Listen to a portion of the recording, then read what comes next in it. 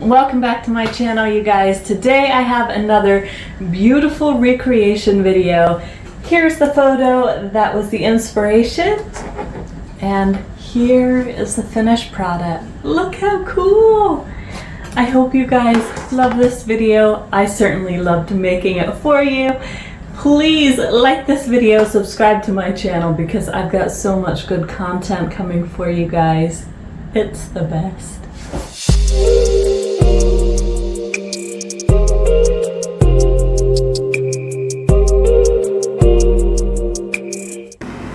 When I'm making these paintings, I typically will cut this painting into 3 steps. And basically that means I create a step number 1, step number 2, and step number 3. Now, step number 1 is really about breaking down what is inside of this bouquet. And today you can see in my reference photo that I am working with some beautiful purple flowers, and everything is kind of this lavender, this soft pastel color experience, which I really love. But more importantly, I needed to break down every single flower that was in this bouquet. So once you have your components right, which you can see I actually sketched out on some acetate so that I could see on top of the canvas, okay, what is the scale of everything and is this going to work for me? Once I had that sketched out, I went ahead and I started preparing to make the basket. This basket is super cool because I have actually not done a basket before, and I was super excited to try it. And you can see I basically folded a sheet of acetate in half, and then I traced half of the basket, and then once it was folded, of course it was super easy to just create a stencil that would guide my basket shape. And then of course I had to make sure that none of the marker that I had used was going to affect the color of the paint, and that was easily removed using some alcohol on a paper towel. Then I taped that acetate firmly into place on top of a canvas that is still covered in plastic. I began mixing up this beautiful shade of smoky violet, and of course it takes some time to mix it in, but I'll just give you the quick version. You can see here I'm using a tip number 18 from Wilton. I really like this tip. It's very nice. It creates a lot of texture, but it's still a rather small tip, which is very nice. I cut the piping bag and inserted the tip, and then I started filling up with my paint. If you're curious about this paint that I'm using, the thick paint comes from Gaffrey Art Materials. I have it listed in my description below, so please go down there and check it out. And then you can see here I created a background, because here's the thing about this paint. It's a large water content, so when it shrinks down, when it dries, it will shrink down a little bit, and so every one of those pores left over is going to create little holes in the basket, and I wanted it to have a background that was purple, so that's why I went in first with the palette knife and created a background.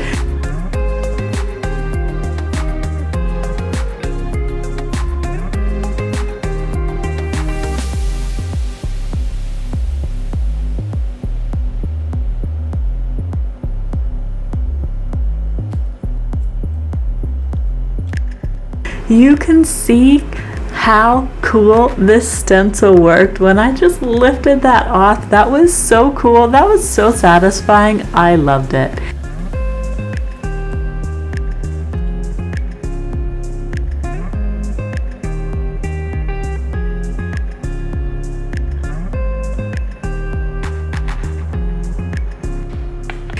Now, we are moving into step number 2. Well, step number 2 started with the basket, but I was too busy speaking. So here we are going to be prepping the background for our canvas. We are using a 12 by 12 canvas here, and you can see I'm going in with a white, titanium white Gaffrey Art Materials paint, and that powder I showed you is a joint compound. It mixes in with the titanium white and it gives it this rough texture, and you can see it does take some time to kind of work it in, but I was able to do so. And then you can see it kind of got this gritty texture. Well, then I wanted to go in with this lavender, and I believe I let this dry. It's been a while since I made it, but I'm seeing how the paint's reacting. I used some purple, some white, and some black, and I basically just went over this very rough textured background. And what I was trying to do is create a sense of even more texture by carefully pulling across that rough surface and letting the darker paint sit into those crevices. And when it dried, it also got a little bit darker. That is the nature of acrylic paint, which is excellent. If you know what you're doing, you can definitely get that to work as an advantage for you. And with black, you really want to go in with a very light hand, just in case, because you can't really take it off once you've placed your black paint on.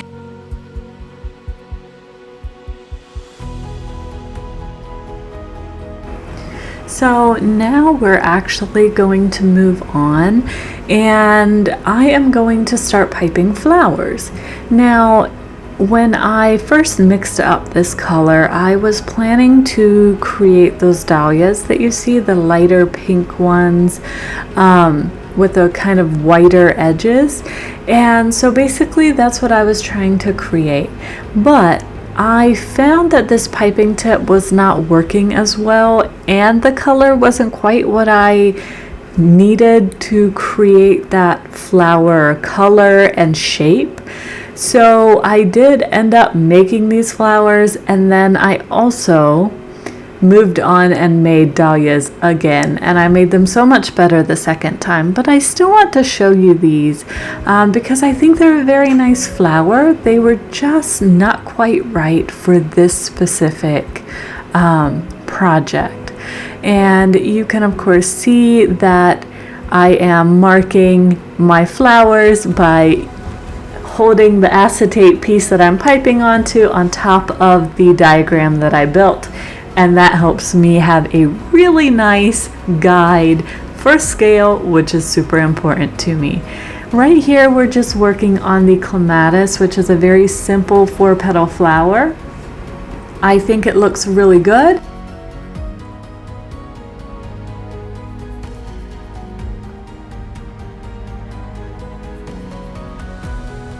And now we're moving on to the dahlias, and this is a wonderful piping tip that I really love, and I bought it from Amazon and it came unmarked. So I am sorry, I cannot actually tell you what number tip this is, but it works really well.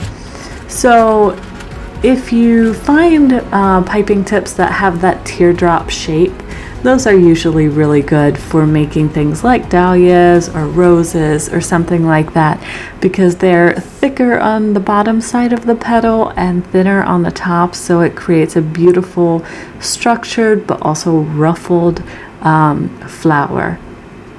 So you can see here how beautifully that white is melting towards the outside, and how that violet towards the inside just already looks so good. It really does look like that dahlia in the middle. I mean, I just love it. I think it's so cool.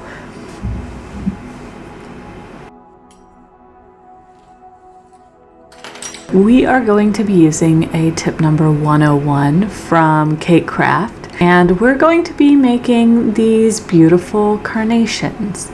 Now, these carnations are very, very smoky in color. So basically, what I'm going to do with these to create a very impactful experience is I will be using one color to pipe these, and then in my final step 3 of the process, I am actually going to be adding some more definition using a paintbrush. And you can see this is basically a rose structure, except that I'm not folding any petals inward, and they are all falling outwards or straight up.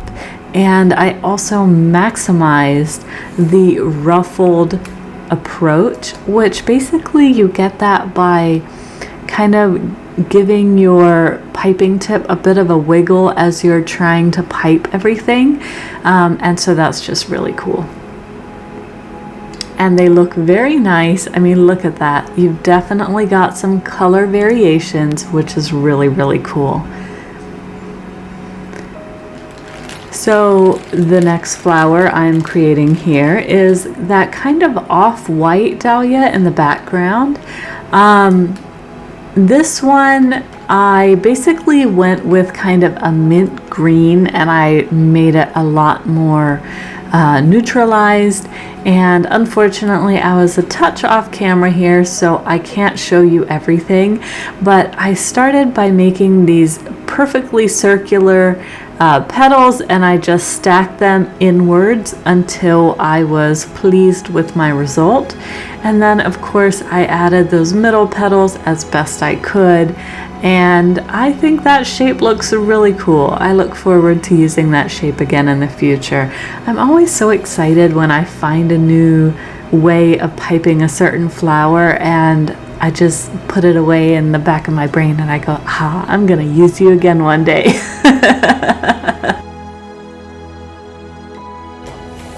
Here you can see the dried basket is so pretty, and this peel is so satisfying. Oh my gosh, I love it so much.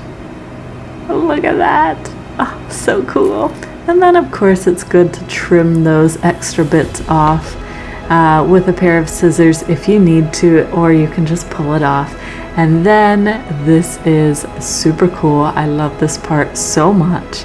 This is going into step 3. We are peeling off the flowers and beginning to assemble the bouquet. Now, of course, in this part, we're still prepping, but I love this part so much because I really get to be super organized, and I get to enjoy this beautiful ASMR of pulling these flowers off the acetate, and that's just super cool.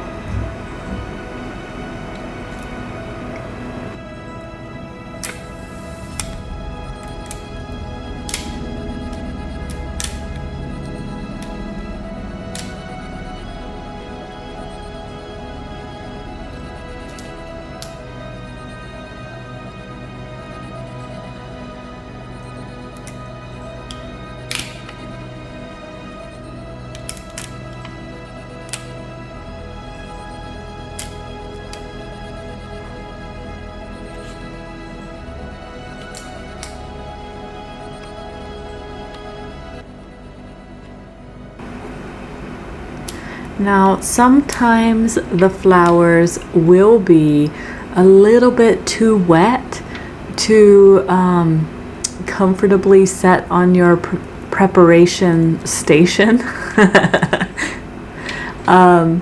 So you can just leave them on the acetate. And when that happens, usually the outside is perfectly fine and is dry enough that you can handle it. And then the inside is still just a little bit wet, so it'll just need more time to dry. But it can dry on the painting as a group. It's all good.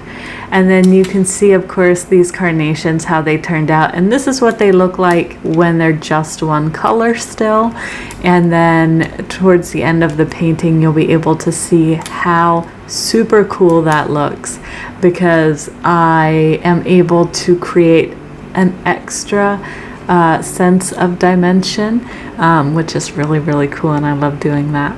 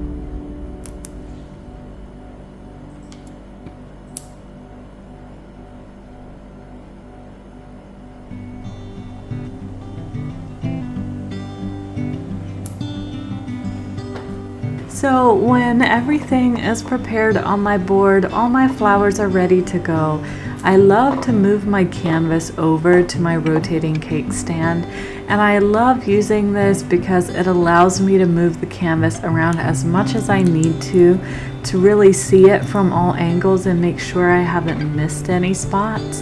And then I start mixing my paint.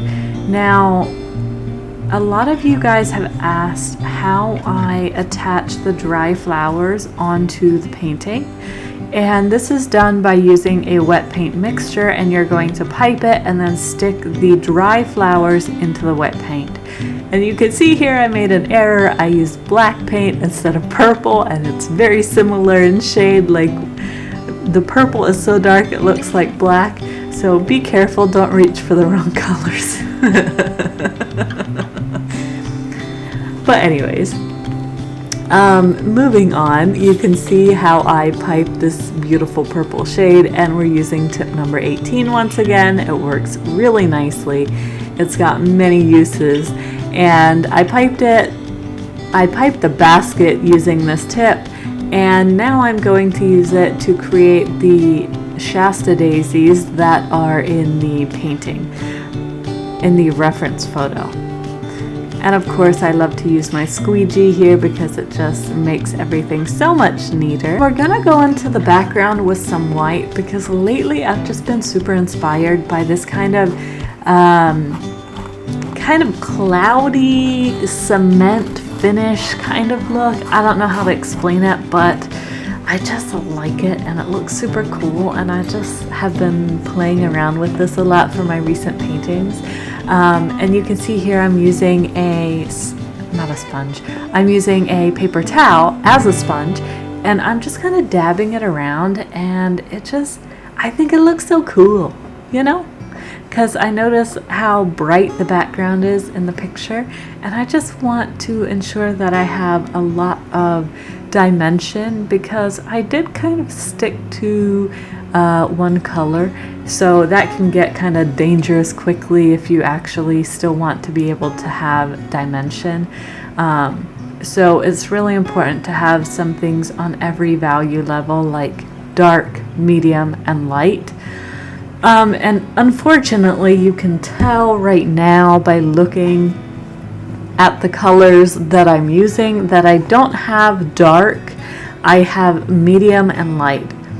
So in the final step, I am going to be adding some extra shades, which will help a lot. And also this paint that I'm using here in the background, this is quite a bit darker as well, so it does offer a sense of variety, which is so necessary.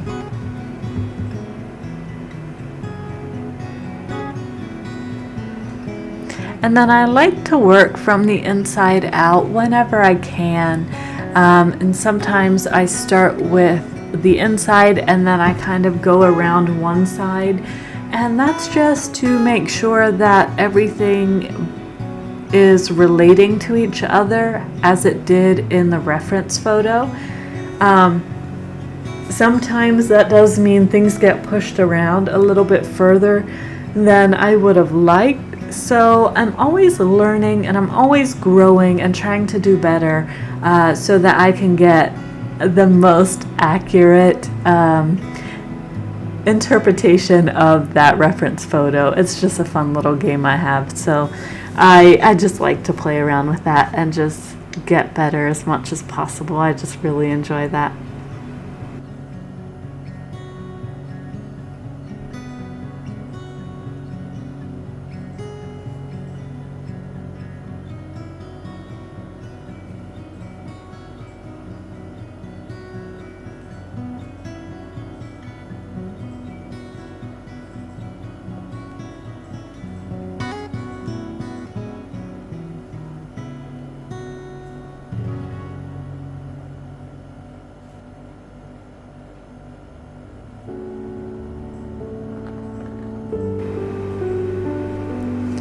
I really like the wispiness of the corn cockle and the sweet peas here on the side. I think they're super duper cute and I just really love them. And then of course the Lysianthus are really nice as well. So it was a really great opportunity to pipe a whole bunch of different flowers because I really have been enjoying that lately. I've just been super obsessed with trying new things, and I've been having many opportunities because I'm actually going to be doing a giveaway canvas, which is being designed by you guys here on YouTube, TikTok, Instagram, and Facebook.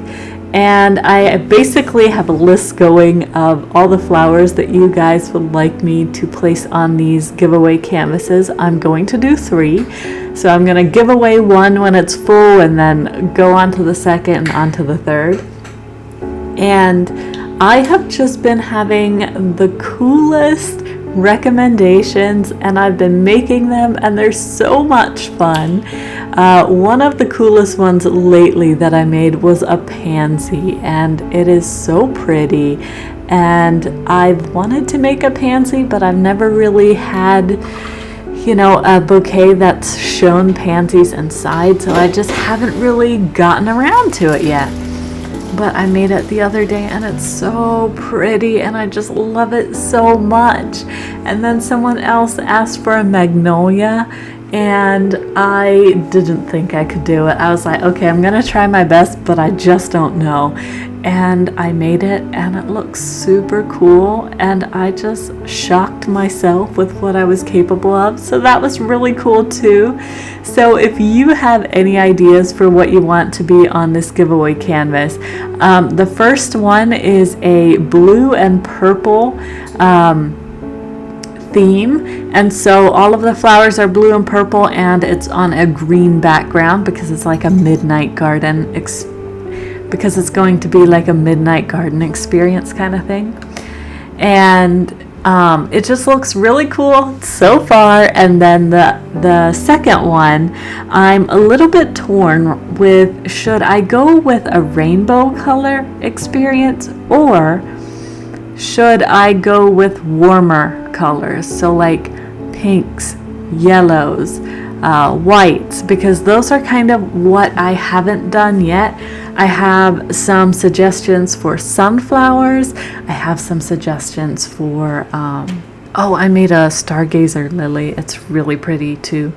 I just made a couple really cool ones and I haven't added them to the canvas yet, but I would love to hear what your favorite flower is, and then I can make it for you and add it to the canvas. That would be super duper cool. So here you can see I'm just adding these stamens using a round tip, and this kind of creamy orange yellow color. I think it looks super cool, and then I signed my name, and you can see the colors are looking pretty cool, but there's more shading that can be done. So we're going to take some blue and we're going to very lightly touch it to the edges of those carnation petals. And basically what this is going to do is create like a pizzazz experience. I just think it looks super duper cool, and of course I added a little more shading to that dahlia in the middle. I added some more shading to the basket as well. And this thing is just coming together so nicely. I'm so pleased with how it turned out. I think it's super duper cool. And here I'm using some bright neon pink to really brighten and deepen those shades in the middle. I'm really proud of how this turned out. I hope you guys like it as well.